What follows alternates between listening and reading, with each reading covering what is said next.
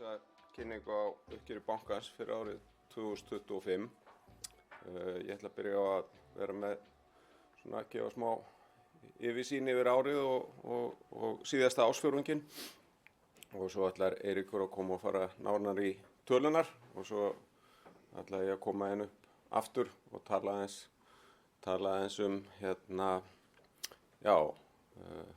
útgreiðslugetu bankans og stöðun í samrunanum sem nú líka aðeins samtengt. En ef ég byrja á að taka bara svona saman helsta sem gerist hjá okkur á árinu, þá held ég að segja að síðasta ár var gríðarlega viðburðaríkt hjá Kviku. Ég held að megi nú jafnvel færa rök fyrir að þetta hafi verið viðburðaríkasta ár í sögu bankans og ef maður nefnir svona það helsta þá kanum byrja að segja frá sölun á TM sem var auðvitað stórt skref fyrir okkur og teljum okkur hafa gert mjög góða sölu þar sem við seldum félagið fyrir 32,3 milljarða. Það síðan gerir okkur kleift að greiða út metfjárhæðir til hluthafa 27 milljarða í fyrra, aðallega í gegnum arðgreiðslur en líka með endurkaupum. Þá lukum við endanlega kaupunum á 100% hlutafjár í Ortus á stjórnendum.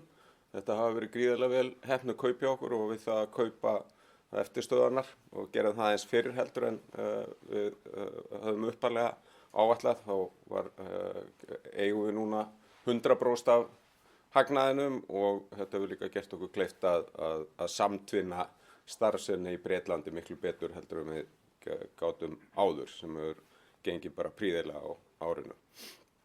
25 var líka fyrsta starfsárið hjá Hörpu, framtakssjóðnum sem stýrt hér af eignastýringunni en fjárfestir í Bretlandi í gegnum bresku starfsemina og þessi sjóður þó hann sé ekkert mjög stór þá hefur hann umbreytt dálítið dýnamíkinni hjá okkur út í Bretlandi. Það svo miklu meira dealflow sem að fara þannig í gegn og ýmis tækifæri sem að verða til sem að við höfum ekki séð áður. Þannig að fyrir utan fjárfestingar sem að sjóðurinn gerði þá vorum við líka að selja niður fjárfestingar til viðskiptavina og auka þannig eignir í stýringu og þannig að þetta hefur verið mjög skemmtilegt. Nú stærsta nýjungi hjá okkur held ég á árinu með ég segja hefur verið Auður heima. Íbúðalánun okkar sem að tókst mjög vel að koma á stað og við enduðum árið með að vera með rúmlega 23 milljarða í íbúðalánum sem var talsvert fram úr væntingum. Stærsta verkefni var held ég að með segja hafi síðan verið salan á hlut ríkisins í Íslandsbanka.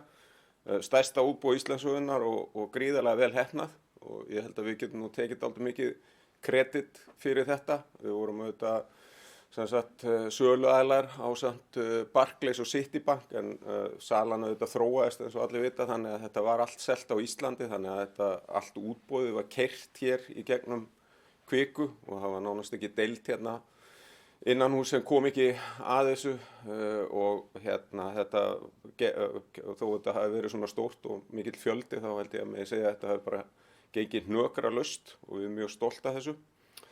Nú þá tókum við stór og mikilvæg skref í fjármögnun bankans, sérstaklega erlendis og fórum meðal annars í stærsta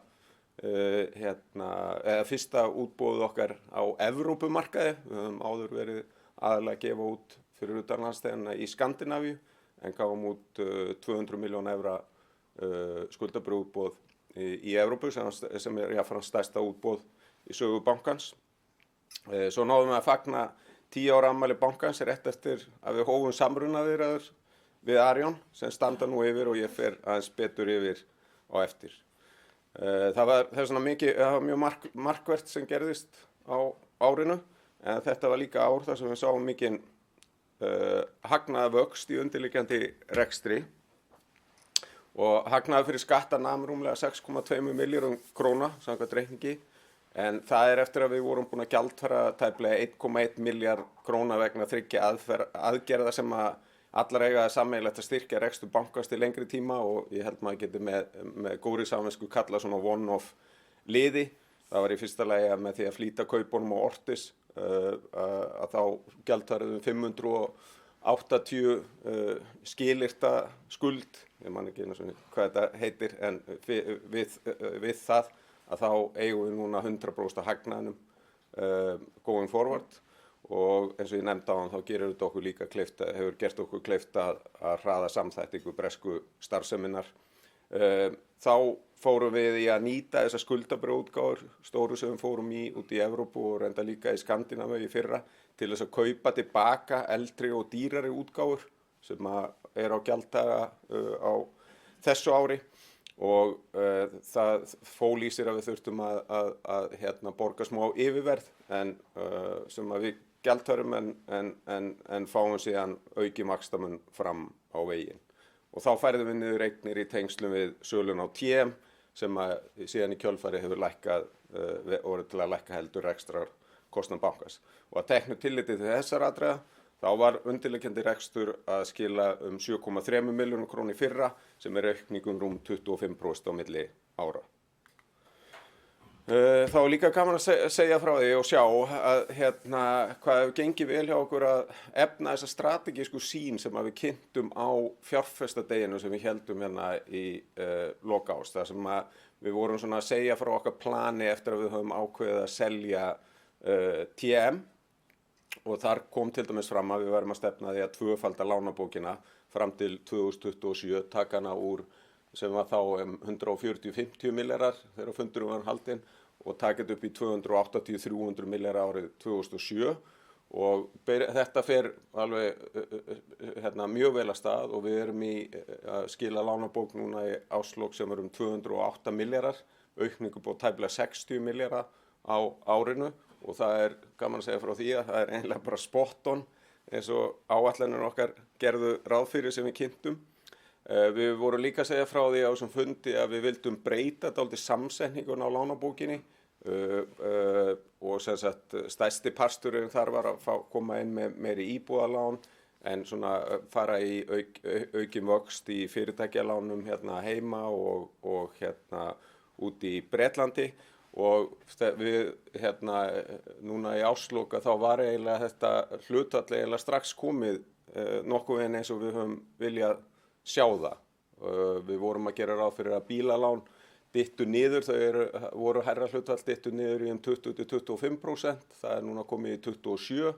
Við vorum að gera ráð fyrir að neytendalán væru milli 3 og 5%, þau eru í 3,9%. Íbúðalánin sem við vorum að gera ráð fyrir að við myndum fram til 27 ná upp í 10-15%. Það fór hraðar af stað heldur við gerðu ráð fyrir og íbúðalán eru núna 11,2% af heildarlánabókinni. Í Bretlandi erum við að stefna að þetta sé svona 20-25% og enduðum árið tæplega 20%. Ég á von á því að vöxturinn verði hlutfallslega hraðari í Bretlandi á næsta ári, á þessu ári. Og síðan gekk gríðarlega vel í fyrirtækjalánunum sem við vorum að stefna að yrði 30-40% af bókinni en eru núna 38%. Þannig að það er ekki bara að við höfum stækkað lánabókina frá á síðustu 2 árum, heldur hefur hún að mínu mati hún er orðin dreifðari og hún er orðin í raun og vera áhættu minni. Þá töldum við okkur nú vera ágætlega metnaðfull samhliða þessu mikla vexti ætluðum við að greiða út 30-35 milljarða til hluthafa á árunum 25-27. En við erum þegar búin að borga 27 milljarða eins og ég nefndi áðan og ég er að fara að segja frá getu okkar til þess að greiða út á þessu ári sem auðvitað háð samrunanum en miðað við getun okkar að þá erum við að tala að strax í ár verðum við búin að greiða umtalsvert hærra heldur en hærri mörkin sem við stefndum að borga fram til 27. Það sem ég myndi segja að við eigum erum að vinna en erum ekki alveg komin í markmiðið er arðsemismarkmiðið sem er 20% af efnislegu EIF fyrir skatt og við erum núna með að við vorum með í 24, 18,8 og með að þetta þegar maður tekur tillit til einskiptisliðana er þetta 16,8% í fyrra og ég held að ein stærsta ástæðan fyrir þessu að þetta að minnka og þetta ekki alveg í 20% það að við höfum verið með gríðarlega mikið kapital eftir söluna TM og það fer náttúrulega þessu enn og aftur eftir hvernig þetta verður með samrunan en ef að við værum að við höfum allavega mikla getu til þess að vinna með miklu meira efficient balance sheet sem mun í raun og veru án mikill annar aðgerð að skila okkur upp í 20%. Nú ef ég fer yfir síðasta fjórðunginn á árinu þá nam hagnaður fyrir skatta 1522 milljónum króna sem smávægileg lækkun milli ára. Ég held svona og maður var að horfa fram á undir venjulegum kringumstæðum hefði þessi hagnaður átt að vera nær 2 milljörðum en það voru óvenju margir einskiptisliðir á þessum ársfjórðungi og svo sem í báðar áttir en ég vildi samt sérstaklega nefna 2 sem voru dálítið stórir. Í fyrsta lagi þá keyptum við dýran skuldabréfaflokk tilbaka sem við höfum gefið út í Skandinavíu og það kallaði á tæplega 200 milljón króna gjaldfærslu en að skila sig síðan í hærri vaxtamun eftir það og síðan urðum við að færa niður 150 milljón króna árangurstengda þóknun í eignastýringunni í kjölfari á söluferli með eitt stærsta fasteignasafni sem í stýringu hjá okkur en niðurstaða á söluferli sem við vorum með þegar var talsvert undir væntingum hjá okkur sem voru smá vonbrigði. Annars var mjög jákvætt að sjá að vöxtur í vaxtatekjum var mjög mikill milli ára og það trend sem að einkenndi dálítið árið í fyrra og við erum bara held ég að horfa fram á að haldi áfram og þetta var í fyrsta skipti sem við náum hreinum vaxtatekjum sem yfir 3 milljörðum. Þóknanatekjunar voru kannski vonbrigðin og drógust saman milli ára. Einskiptisliðurinn sem ég nefndi áðan vegur dálítið þungt en skýrir ekkert allt. Það dálítið erfitt þetta þóknana umhverfi hérna á Íslandi þegar kemur að miðlun og eignastýringu og fyrirtækjaráðgjöf og svo sveiflast þóknanir talsvert milli fjórðunga en við eigum svona í venjulegum fjórðungi myndi ég segja að við ættum að vera svona 1500 milljónir og yfir þannig að þetta var svona óvenjulegur fjórðungur af því leitinu. Sama má eins kannski segja kostnaðinn, að þetta var svona frekar þungur fjórðungur í kostnaði eins og reynda síðasti fjórðungurinn stundum og það skýrist af ýmsum ástæðum sem Eiríkur fer kannski aðeins betur yfir á eftir en ég held að við höfum í raun og veru mjög góða stjórn á kostnaði í undirliggjandi rekstri. Við höfum fækkað fólki frá því á árinu, sem sagt það held í 3 stöðugildum færra heldur en var í árslok 24 og launahækkanir hafa verið í bara og undir hækkun launavísitölu og við erum svona að gera ráð fyrir að kostnaður svona jafnaði þó að það sveiflast náttúrulega dálítið þessi fjórðungar eftir til dæmis orlofstöku en við erum svona að gera ráð fyrir að kostnaður sé að jafnaði nær 3 milljörðum heldur en 3,260 eins og var núna. Ef ég fer bara aðeins stuttaralega yfir einingarnar, þá gekk vel á viðskiptabankasviðinu. Við vorum að stækka náttúrulega mikið þar lánabækunar, bílalánin stækkuðu 17% á árinu. Ég var búinn að segja frá íbúðalánunum sem að þetta var mikil aukning og endum í yfir 23 milljörðum sem auðvitað mikil breyting fyrir okkur. Það gekk líka vel í neytendalánum hjá okkur, bæði gegnum Aur og Netgyro sem var með síðasta fjórðung í veltu. Og svo vorum við að klára þarna mikilvægan áfanga hjá Straumi þar sem við vorum að færa allt færsluhirðinguna frá Rapid til Adyen sem búið að vera stórt verkefni. Fjárfestingabankasviðið átti mjög gott ár og kannski sérstaklega á lánasviðinu þar sem við sáum lánabókina stækka 47% og þetta hefur gengið frábærlega og mikið þátt í hvað hefur aukist vaxtatekjur hjá okkur. Í miðlunni þá hefur gengið alveg ágætlega, markaðurinn hefur verið svona upp og niður en átti prýðilegan síðasta fjórðung. Árið í heild í fyrirtækjaráðgjöf var mjög gott, við vorum náttúrulega með mörg mjög stór verkefni sem gengur vel eins og kannski Íslandsbanka og bóðið sem ég nefndi, en síðasti fjórðungur var reyndar, þetta fellur nú stundu svona misjafnlega þannig að það voru litla tekjubókaðir í síðasta fjórðungi, en lítur ágætlega út með árið. Í eignastýringu þá var afkoman aðeins undir væntingum á árinu, enda aðstæður á þeim markaði eru bara mjög erfiðar. Það mikil samkeppni þarna á milli aðila. Lífeyrissjóðir eru að taka eignir meira til sín í stýringu og markaðsaðstæður voru svona frekar í lakari kantinum, þó að þetta hafi nú kannski aðeins verið að ganga betur eftir þessi leið á árið. Það gekk ekki svo ágætlega auka eignir í stýringu sem jukust tæplega 10 milljarða á síðasta fjórðungnum og rúmlega 12 milljarða yfir árið og þar skipti stóru máli hana 2 sjóðir sem við settum upp í fyrra. Annars Hörpusjóðurinn sem ég nefndi áðan sem samstarfsverkefni eignastýringar og Bretlands og síðan veðskuldabréfasjóðurinn ACF 5. Nú við áttum enn eitt metfjórðunginn í Bretlandi þar sem bæði lánastarfsemin og framtaksfjárfestingarnar, private equity fjárfestingarnar hafa gengið mjög vel. Harpa eins og ég nefndi áðan hefur gjörbreytt umsjón og hvað var það fjárfestingaverkefni í Bretlandi og það er mjög mikið að vera á skrifstofun út af því. Við seldum síðan helmingina stöðu okkar í breska fyrirtækinu Disturbia á fjórðungnum sem kannski sumir þekkja sem skilaði talsverðum fjárfestingatekjum á fjórðungnum en bara frá upphafi þá við fórum í þessa fjárfestingu í árslok 23 og en hún hefur gengið frábærlega en við eigum ennþá helminginn í henni. Það var bandarísku sjóður sem keypti sig inn í félagið og það er stefnt að því að stefna á frekari vöxt þar náttúrulega.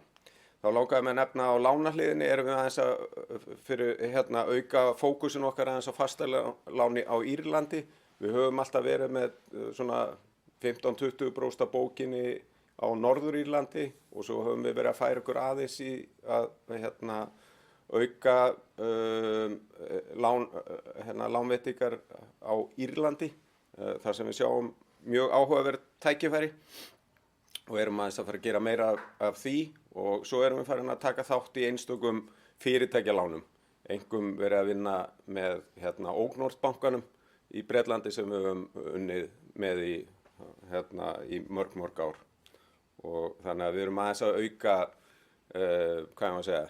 dreifinguna á bókinni og þetta líka að gera okkur kleift að vaxa aðeins hraðar út í Bretlandi og kannski einn ástæðan að ég nefndi að við gerum ráð fyrir að það muni stækka dálítið hraðar á næsta ári úti. Heyrðu, en ég ætlaði þá bara að gefa Eiríki orðið. Þá ætla ég að renna aðeins yfir uppgjörið. Og kannski bara byrjum aðeins að fara yfir vaxtatekjurnar. Það er svona kannski sem er mjög sterkur punktur í þessu uppgjöri. Það eru 3.065 milljónir, samanborið við 2,4 milljarða ári áður, hækkun upp á 567 milljónir eða tæplega 23%. Og þóknartekjurnar það dragast aðeins saman, kannski fyrir aðeins eins og Ármann fór yfir, var niðurfærsla á árangurstengdri þóknun í eignastýringu, en einnig voru aðrir þættir sem voru kannski ekki mjög sterkir. Aðrar rekstrartekjur þær eru góðar, 642 milljónir, gekk vel í fjárfestingum bæði í Bretlandi og heima og heildar rekstrartekjur eru 4.972 milljónir samanborið við 4,7 milljarða ári áður. Rekstrarkostnaður, hann eykst á milli ára 13% en undirliggjandi kostnaður, hann er að aukast ca. 7%. Fyrir betri við það á eftir. Aðri þættir, virðisrýrnun, hún eykst aðeins á milli ára en hún er stöðug. Hann í kringu 30 punkta á lánabók. Og hagnaður fyrir skatta, hann er 1.522 milljónir og dregst aðeins saman á milli ára. Var 601 milljón fyrir ári síðan. Hagnaður eftir skatta er 1266 milljónir, samanborið 1528 milljónir í fyrra. Og við skoðum hagnaður samstæðunar, þá var hann líka 1266 milljónir, samanborið við 3,4 milljónir ára áður. En í fyrra þá náttúrulega var árið 2024 þá var afkoma TM inn í samstæðunni og það var gott uppgjör, góð afkoma TM á þeim tíma sem skýrir þennan mun. En í heildina bara ágætis fjórðungur í heildina. Nú, ef við skoðum árið í heild, þá er svona sömu sögu að segja að vaxtatekjur eru mjög sterkar og eru að aukast á milli ára, eru tæplega 12 milljarðar, 11,9 milljarðar, aukast 2,2 milljarðar á milli ára. Þóknanatekjur, þær aukast einnig lítil á milli ára og kannski drifkrafturinn þar að það voru mjög gott ár í fjárfestingabanka. Í fyrirtækjaráðgjöf voru stór verkefni sem klárist árinu mitt ár og skiluðu mjög góðum þóknanatekjum. Einnig voru fjárfestingartekjur bara mjög sterkar heilt yfir árið, 1200 milljónir, dragast lítilega saman á milli ára og rekstrartekjur í heildina 19,4 milljarðar samanborið við 17,2 milljarðar árið áður og aukning upp á 2,2 milljarðar á milli ára. Rekstrarkostnaður, hann eykst á milli ára tæplega 14%, úr 10,6 milljörðum í 12,12 milljarða. Virðisrýrnun, hún er bara nokkuð stöðug, lækka lítil á milli ára og sjálfsög ekkert að frétta þar. Það eru litlar breytingar á útlánagæðum og rauninu bara mjög stöðug. Svo það endurmat á skilyrtri skuld. Hún 604 milljónir yfir árið og það þessi einskiptisliður sem að Ármann minntist á rétt áðan, sem kaupin á eftirstæðum hlut stjórnenda Ortusar eða stofnenda Ortusar og sem upp á 580 milljónir sem að skýri þetta. En það náttúrulega hlutur sem að svo styrkir afkomu okkar til framtíðar. Hagnaður fyrir skatta 6,2 milljarðar samanborið 5,8 milljarðar árið undan, sem aukning upp á 400 milljónir milli ára. Skattar eru samtals 800 milljónir og hagnaður eftir skatta því 4,3 milljarðar samanborið 4,7 milljarðar árið undan. Hagnaður samstæðunar að teknu tilliti til afkomu TM og fyrsta ársfjórðungi í fyrra og alls ársins í 2024 6 milljarðar 264 milljónir samanborið 8,2 milljarðar árið undan. Ef við skoðum aðeins vaxtatekjurnar þá þetta klárlega svona mjög sterkur hluti í þessu uppgjöri og það eru að aukast rúmlega 500 milljónir króna á milli fjórðunga og það sem að keyra á að styrkja vaxtatekjurnar náttúrulega bæði stækkandi lánabók og batnandi fjármagnskjör og lánabókin var að styrkjast bæði í fyrirtækjalánum og svo komu líka íbúðalán.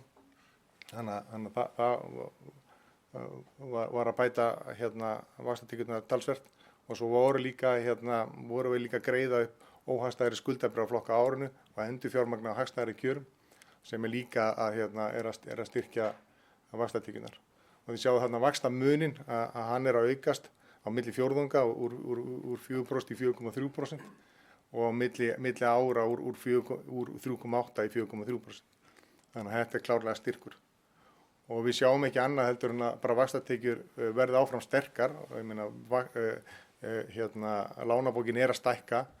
Við erum að greiða upp eldri skuldabréfaflokka á árinu sem eru dýrari heldur en núverandi fjármögnunarkjör gefur til kynna.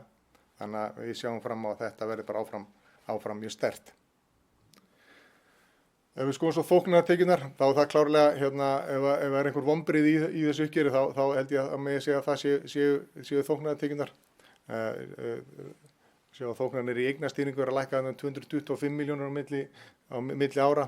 Það var þessi einskiptis niðurfærsla eða bakfærsla á árangurstengdu þóknunum út af fasteignasafni, upp á 150 milljónir í fjórðungnum, en svo eru líka aðrar tekjur aðeins að draga saman.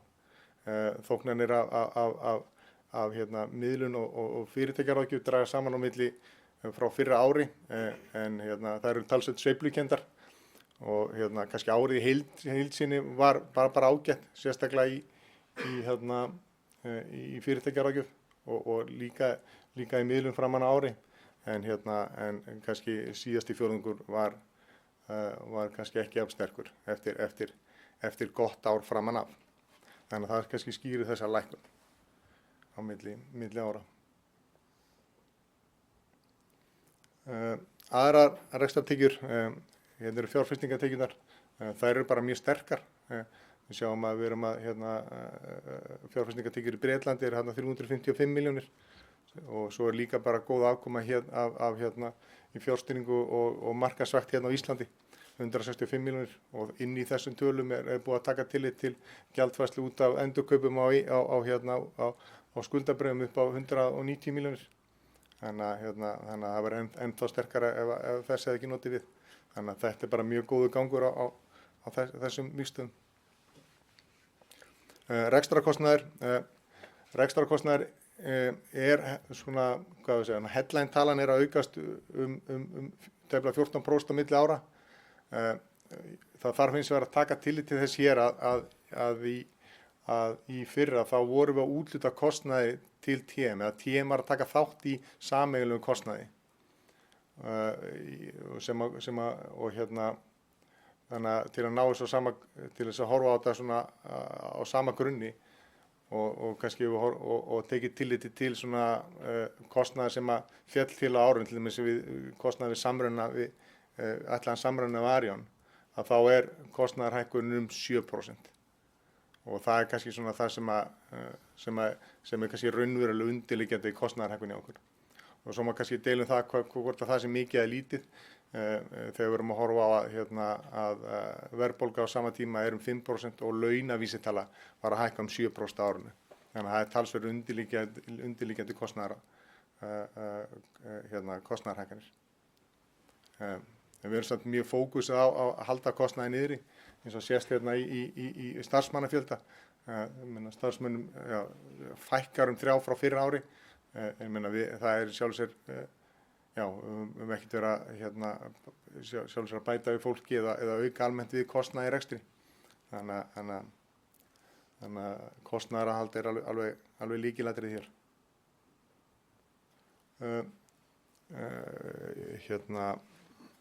Ef við skoðum efnahagsreikninginn, að það sjálfsög er hann bara stærð hans er alveg óbreytt, en það sem er kannski breyting, sést ágætlega á þessari mynd, er að bláa súlan sem er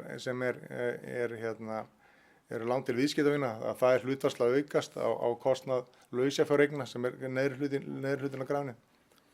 Og við sjáum það kannski bara betur hér á þessari mynd. Ef við skoðum hérna neðri myndina, að þá sjáum við að lán til viðskiptavina er að aukast 57 milljarða á árinu. Það gekk mjög vel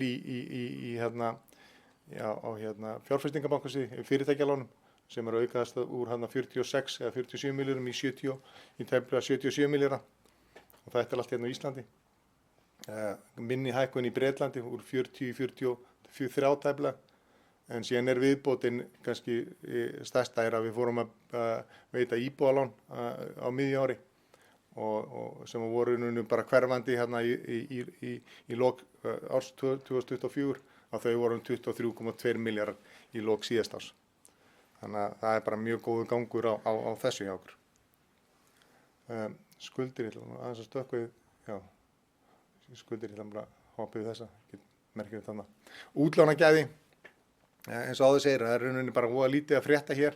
Virðisrýrnun er að breytast voða lítið á milli ára, það er rauninni bara mjög stöðug og við sjáum hérna að afskriftarreikningur útlána og annað slíkt, það er bara mjög stöðugt á milli tímabila. Lánastigi 3 eru 2,9% samanborið 4,1% fyrir ára síðan og 2,6% á síðasta fjórðungi. Þannig er engar markverðar breytingar hér og við sjáum engar undirliggjandi markverðar breytingar á útlánagæði. Það er alveg stöðugt. Innlán eru 173 milljarðar, lækka aðeins á milli ársfjórðunga.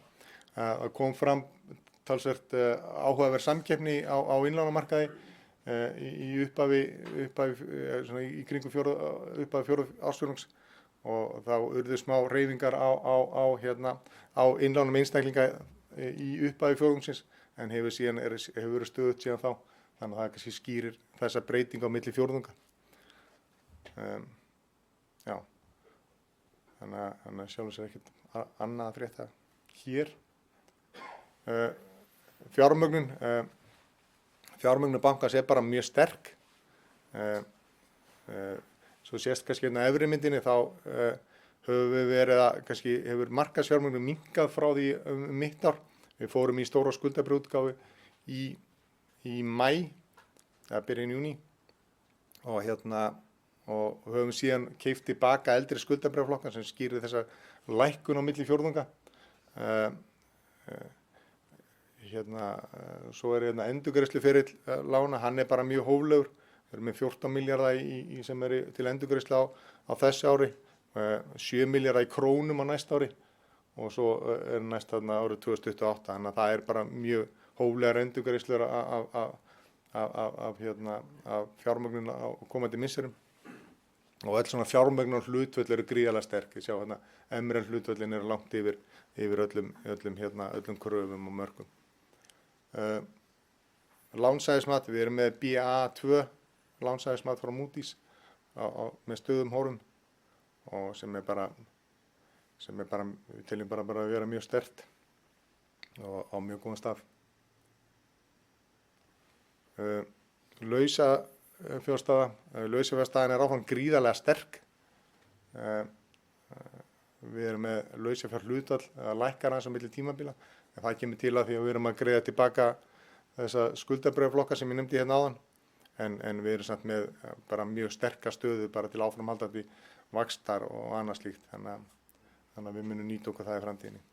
Og þetta klárlega lykil styrkleiki svona í fjárhagslegri stöðu bankans að vera með þetta sterka lausafé. Nú, svo það eiginfjárstaðan, að hún styrkist mikið á milli fjórðunga. Við sjáum KAR hlutfalli fer úr 23% í 26,8% og svona stærsta ástæðan fyrir því eru þessar breytingar sem urðu á reglur á lögum áramót. Þessar svokölluðu CRR3 reglur Evrópusambandsins tóku gildi áramótin sem hafði þau áhrif að áhættugrunnur sem við sjá hérna á neðri myndinni, hann lækkaði 17% og þar af leiðandi kom til hækkun á eiginfjárgrunni. Þannig að þetta bara gríðarlega sterkt og kannski Ármann ætlar aðeins að fara yfir það eftir hvernig við sjáum svona framtíðina fyrir okkur í þessum efnum. Við erum línan sem hérna, hún sýnir kröfur eftirlitsaðila og við erum með tæplega 9% yfir lögbundnum kröfum. Þannig að sem náttúrulega markmið bankans að vera 24% yfir kröfum. Og svo bara markmiðin okkar. Náttúrulega okkar fjárhagslegu markmið að vera með arðsemi efnislegs eiginfjár yfir 20% og á árinu 2025 var það 14,5% og á fjórða ársfjórðungi 13,2%. Það náttúrulega sterkur undirliggjandi rekstur í bankanum og svo höfum við ákveðin tæki í kringum varðandi að ná fram hagstæðustu samsetningu eiginfjár sem kannski getur tekið okkur yfir þetta upp í þetta markmið. Eiginfjárhlutföll, þar markmið að vera 24% yfir mörkum eftirlitsaðila, við erum tæplega 9% yfir og bara aftur á sama grunni. Og svo það arðgreiðsluhlutfallið, það 25%. Og svo sérstakar aðstæður á síðasta ári þar sem við greiddum út mjög stóran arð út af sölun á TM og vorum í endurkaupum, samtals verið tæplega 27 milljarða, þannig að það var 431%. En arðgreiðsluhlutfallið, en svona að jöfnaði þá stefna okkar að vera með í kringum 25%. Nú ætlar Ármann að koma aftur og kannski fara aðeins yfir svona næstu skref í kringum samrunan og annað slíkt. Já, kannski byrja aðeins á að fjalla fjármagnsskipunin okkar. Eins og hefur náttúrulega komið fram í þessari kynningu, hefur bankinn verið rekinn með mjög miklu umfram eigið fé í kjölfar sölunar á TM, arbeiðsrekstrar og síðan það sem kemur núna með þessari CRR löggjöf sem það sem áhættu vogun eigna mun hagstæðari fyrir okkur heldur en var áður, þar að segja lánasafnið okkar bindur minna eigið fé heldur en það gerði. Þetta virkar nú svona stundum eins og við höfum fengið svona lottóvinning, en ég vildi nú nefna sko að mér finnst þetta, það sem að gerast með þessari löggjöf að það í raun og veru bara, held ég, að endurspegla miklu betur styrkleika lánasafnsbanka eins og okkar. Þess vegna var þetta hlutfallslega hafði mest áhrif hér, þó þetta hafði líka haft reyndar mikil áhrif á íslensku bankana. Ég held að almennt séð hafi þetta hjálpað íslensku bönkunum mikið með annars staðar. En þarna, það sem að gerast í raun og veru að það verið að taka miklu meira tillit til þess hversu góðar tryggingar eru á bakvið lánin, og það sem hefur einkennt bókina hjá Kviku eiginlega bæði hérna á Íslandi og út í Bretlandi að við leggjum mikla áherslu á að vera með mjög vel tryggð lán, yfirleitt í fasteignum en svo líka í bílum og tækjum í gegnum lykil. Og áður en þessi breyting var það þá vorum við stundum með lán hérna inni sem voru kannski tryggð með fyrsta veðrétti í góðu húsnæði hérna, og með 50% veðsetningarhlutfall, en við þurftum að setja 150% áhættuvikt á þetta af því að lántakinn hafði huga á að selja eignina. Þetta voru einhverjar mjög skrýtna reglur, þannig að þetta er orðið miklu eðlilegra, og í raun og veru myndi ég segja að við höfum verið með allt of lágt eiginfjárhlutfall, en það er allavega búið að breyta því. Og hérna, en þetta mikla eiginfé sem við höfum verið með og háa eiginfjárhlutfall, þetta hefur auðvitað neikvæð áhrif á arðsemi eiginfjár. Og það er að sjálfsögðu ekki markmið okkar að reka banka með svo miklu umfram eiginfé til langs tíma. Og við stefnum að sem hagstæðastri fjármálaskipun, og þá erum við að horfa til þess að eiginfjárhlutfall bankans verði í kringum 20,9%, þar að segja krafan er 17,9% frá fjármálaeftirlitinu, og svo erum við með management buffer sem er 2-4%, og ef við miðum með að vera bara í miðju því bili, að þá kemur það út sem 20,9%. Það sem við höfum hug á líka fyrir utan að vera með þetta í kringu 21% að líka nýta okkur þessa getu til að ráðast í AT1 útgáfu, og það er eitthvað sem við höfum hug á að gera og mögulega á árinu. Og ef að við ráðast í hana og stefnum að því að taka karhlutfallin úr 26,8 í 20,9, þá þýðir það að umfram eigið sem við getum komið til hluthafa á þessu ári, án þess að það hafi nokkur áhrif á okkar vaxtarplön sem eru náttúrulega metnaðarfull eins og þið vitið, að þá er það að tala upp á alltaf 15 milljörðum, sem er náttúrulega dálítið mikið hátala með að við markaðsvirði bankans. Hvað við síðan gerum nákvæmlega á árinu, að það ræðst auðvitað dálítið af yfirstandandi samrunaviðræðum. Og það í raun og veru 3 möguleikar, held ég, sem að bara getur sagt sér eiginlega að verða. Annarkvort verður samrunin og það verður ákveðið að greiða ekki neitt arð umfram það sem við greiðum á aðalfundinum. Síðan gæti svo ákvörðun verið að samruni verði, en það verið ákveðið að sameinaður banki þurfi ekki svona mikið eigið fé, og hluti af þessu excess eigið fé hjá okkur verið greiddur út fyrir samruna. Og svo auðvitað sá þriðji möguleiki til staðar, sem við vonum nú ekki, að samruni verði ekki, og þá myndum við má gera ráð fyrir að bankin fari bara í þessa heildarútgreiðslu sem við erum að nefna hér. Og talandi samrunan, þá ætla ég að ljúka þessu með nokkrum orðum stöðuna. Þetta nú ekki mikið af nýjum fréttum. Við erum í raun og veru bara að halda áfram þessum við samkeppniseftirlitið, og þær ganga, ef ekki segja bara að gangi ágætlega, en auðvitað, ég skal viðurkenna, við höfðum kannski væntingar til þess að þær hefðu gengið hraðar, en þetta er bara stór samruni og þetta tekur langan tíma og hefur farið mjög mikið náttúrulega í gagnasöfnun, sérstaklega í fyrra, en við erum núna að komast í, hvað ég má segja, erfiðari samtölin eða svona meiri samtal það sem við sjáum vonandi á vonandi á fjórðunum eða í byrjun næsta fjórðung, hvort að þetta að ganga allt heim og saman eða ekki. og við látum auðvitað bara vita leið og eitthvað gerist í því. En þetta bara hefur sinn gang og gengur bara prýðilega, en þetta bara tekur lengri tíma heldur maður ætlaði.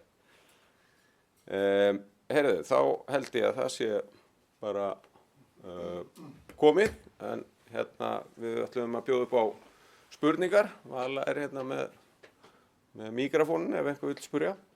Einhver í salnum sem vill bera fram spurningu? Ég geta kannski bara byrjað á nokkrum sem okkur hafa borist. Við fengum hérna spurningu sem að segir vaxtamunur hækkar töluvert milli fjórðunga. Hvort vegur þyngra, stærri lánabók eða betri fjármögnunarkjör og hvernig sjáu þið fyrir ykkur vaxtamun á þessu ári? Já, ég kannski bara byrja á þessu. Hvort vegur þyngra, ég held að svona útlána vöxturinn og það að við erum að fara úr að vera með hluta af eignum okkar í lausafjáreignum yfir í útlán, það er að hafa mjög góð áhrif á vaxtamunin. En svo er náttúrulega líka það að við erum að við séum að greiða óhagstæðari fjármögnun og fjármögnun okkur á betri kjörum, það er náttúrulega sjálfsögðu er mjög mikilvægt þáttur líka. Og vaxtamunin á þessu ári, ég held að bara verði sterkur áfram. Þetta trend er eitthvað sem er í gangi, að lánabækurnar er að stækka á mjög arðbæran hátt og fjármögnunarkjörin er að batna. Þannig að það sem við sjáum líka bara, kannski þau náttúrulega bötnuðu í þeim útgáfum sem fórum í fyrra, en líka bara fram á veginn og bara markaðsaðstæður eins og þeir eru núna, þá er það gefur mann vonum framhaldi að þetta muni halda áfram að styrkja, frekar hitt. Þið segið að fyrirtækjaráðgjöfin hafi átt metár en tekjumyndun á fjórða ársfjórðungi sé takmörkuð vegna tímasetningar verkefna. Pípan er sterk. Hvernig sjáu þið fyrir ykkur tekjumyndun á árinu samanborið við 2005? Já, ég held, við vorum náttúrulega í fyrra að það var dálítið þungt, þannig að mjög stórt verkefni sem var útbúið á Íslandsbanka og svo framalega sem að ríkið ákveði ekki að setja Landsbankann á markað, þá held ég að verði aðeins erfitt með að ná miklum þóknunartekjum á þessu ári, en ég held að pípan er bara prýðileg og við eigum von á ágætis ári. Það er spurt hvernig er tímalínan í útgáfu AT1? Viljið þið bíða með útgáfu þar til línu skýrast varðandi samruna? Já, ég held að við gætum örugglega gefið út AT1 núna bara á næstu vikum eða mánuðum, en það liggur náttúrulega fyrir á meðan að samrunaferli er í gangi, þá myndum við aldrei gera slíkt nema það væri þá í samtali við Arion. Þannig að við eigum bara aðeins eftir að sjá, þetta er aðeins eins og með útgreiðslunar, það er svona hlutir sem við eigum bara aðeins eftir að við getum ekki tekið í raun og ákvörðunum fyrir að við sjáum hvernig þetta enda með samruna fyrir annar. Spurt er hvað finnst ykkur ásættanlegur vöxtur í rekstrakostnaði á þessu ári? Ég veit ekki alveg hvað er ásættanlegt, en það sem við erum að miða við er að náttúrulega, og það sem að ræður vexti í rekstrarkostnaði er undirliggjandi bara verðlagshækkanir og launahækkanir bara almennt í þjóðfélaginu. Þannig að hluti bara eins og hækkun breytingar á kjarasamningum og bara almenna verðlagshækkanir er það sem keyra það áfram. Og við erum að miða við bara í núverandi horfi, núverandi umhverfi að kostnaðarhækkanir sé á bilinu 4-5%, bara 4-5%. Svipa bara eins og verðlagshækkanir eru. Ég held við erum svona, við erum að gera ráð fyrir svona að jafnaði sé þetta kannski rétt rúmlega 3 milljarðar ársfjórðungi, og þá rétt rúmlega 12 milljarðar yfir árið, en þetta sveiflast náttúrulega dálítið mikið eftir ársfjórðungum. Þriðji ársfjórðungur er yfirleitt, hann verður örugglega dálítið undir 3 milljörðum og hinir 3 verða örugglega dálítið aðeins yfir 3 milljörðum. Þetta er eitthvað svona. Ég er með eina í lokin úr tölvupóstunum. Það er spurt hvað útskýra hækkun á virku skatthlutfalli á ársfjórðungnum sem og á árinu. Já, það er náttúrulega bara samsetning tekna sem hefur þar skiptir mestu máli. Það náttúrulega voru hlutir eins og stað á framvirkubók tekjur af því hefur mikil áhrif á skatthlutfallið og það kannski bara sú samsetning sem var öðruvísi á síðasta ári heldur en árið undan og svo voru komin gjöld í fyrra sem voru ekki eins og til dæmis endurmat á skilyrði skuld vegna Ortusa að það ekki frádráttarbært frá skatti. Þannig að það eru ýmis atriði sem hafa áhrif á skatthlutfallið hjá okkur. Og skattaliðirnir venjulega bara hreyfast rosalega mikið í þessu fyrirtæki. Og það kannski svona líka bara til að bæta við. Það ástæðan fyrir að við horfum alltaf á arðsemi fyrir skatt. Af því að til að vera ekki að taka inn þennan rosalega sveiflukennda lið. Vill eitthvað bæta við? Bara svo að fólk heyri.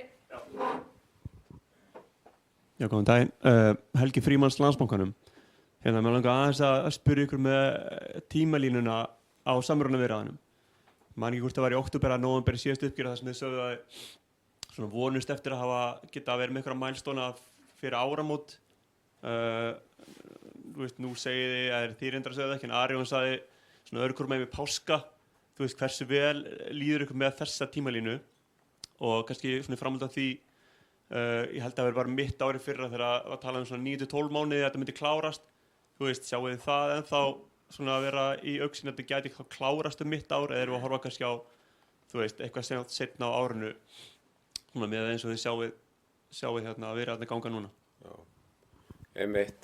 Ég held að ég hafi nú sagt í fyrra megni árinu að fyrst byrjaði ég að segjast til þess að ég vonaðist til þess að hafa svona einhverja línur í þessu fyrir lok 3. ársfjórðungs og svo þegar hann var liðinn þá byrjaði ég að tala um að ég vonaðist til þess að hafa skýra línur í þessu fyrir lok árs og nú maður að segja að maður vonaðist til þess að hafa skýra línur í lok fjórðungsins. Ég sagði þetta væri svona eins og þetta svona dálítið eins og þegar maður að byggja hús, að maður vissi hvað þetta tæki langa tíma og myndi maður aldrei fara í þetta en maður þarf að vera með svona ákveðna bjassin í þessu. En það samt að fara að draga til tíðinda núna og og mars, apríl, ég trúi eiginlega ekki öðru heldur en að við þá fáum svona einhverja línur í þetta og þá verði ákveðið hvort það verði fælað eða ekki.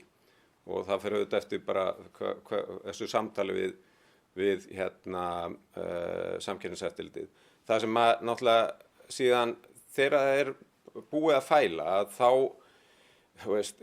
vonast maður til þess, þetta kannski eins og ég sé að fara að byggja annað hús, að það taki miklu styttri tíma heldur að myndi venjulega taka vegna þess að öll vinnan sem hefur verið gríðarleg af hendi okkar og náttúrulega ekki síður af hendi Samkeppniseftirlitsins á síðast ári við að safna saman gögnum og gera í raun og veru allt sem við myndi gera ef við hefum verið bara að fæla strax í byrjun. Að hún eiginlega ætti þá að vera bara lokið. En þannig að, hvort að við náum þessu fyrir mitt ár eða við vorum ekkert að tala um daginn að svona kannski raunhæfur að væri haustið, svoleiðis.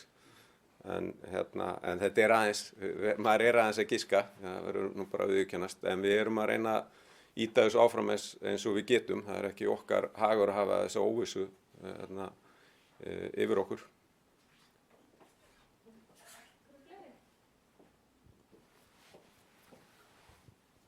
Ég var að pæla með bara þóknunartekjurnar, nettþóknunartekjur með við samstæðan í dag og svona eðlilegt árferði. Hvað getið þið skilað miklu þóknunartekjum? Getið þið með að við nú samstæðu náðu þið í 7 milljóna? Já, ég held eins og ég nefndi á hann, ég veit ekki hvort þú vilt segja, en ég held að við teljum þetta að vera svona í kringum 1500, 1600. Þetta búið að vera bara dálítið flatt núna mjög lengi, svo kom reyndar mjög góður fjórðungur í fyrra þarna í kringum Íslandsbanka útboðið sem hafði áhrif auðvitað í ráðgjöfinni en líka í miðlunni og svo kemur þessi fjórðungur núna í lokin sem var óvinnu lár en ég held við séum meira að tala um einhverja svona 15-1600 going forward. Þetta aðeins, við erum að sjá vöxt sumstaðar en svo bara erfiðara annar staðar en ég held þetta sé einhver stað þar ef maður á að gefa einhverja indikasjón sem þá hvað, 6,5 Svo auðvitað, þú veist, ef það kom einhver stór verkefni þá getur það alveg breytt þessu og svoleiðis, en þetta er svona það sem við erum að horfa á.